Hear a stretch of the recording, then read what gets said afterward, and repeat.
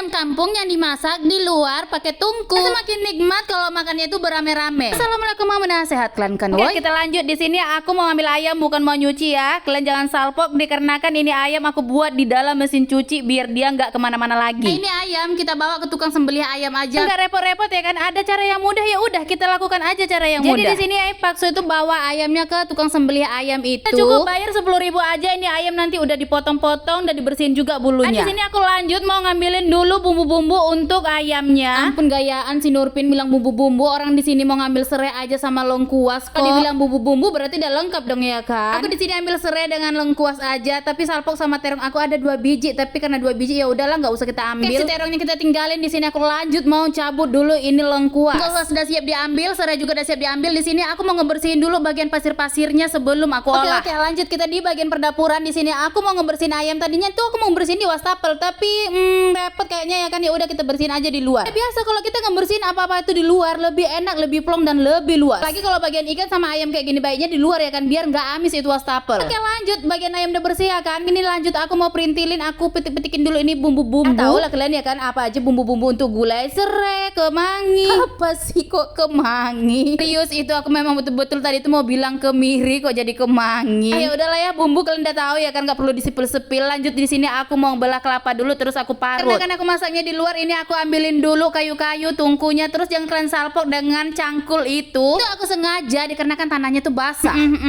Ini dia teman aku udah datang, bisa-bisanya dia datang udah jam segini. Tapi nggak apa-apa, tugas mereka tetap ada. Tapi di sini aku mau panasin dulu ini minyak aku. Lanjut ini aku kasih tugas yaitu buat sambal belacan. Aku tinggalan aja nih Mak Mala di dalam ya kan, dia tugasnya mau buat sambal belacan. Di sini aku lanjut mau menumis bumbu untuk ayam kampungnya. Bumbu udah nyemplung, ditambah ini aroma terapinya. Dan salam serai terus.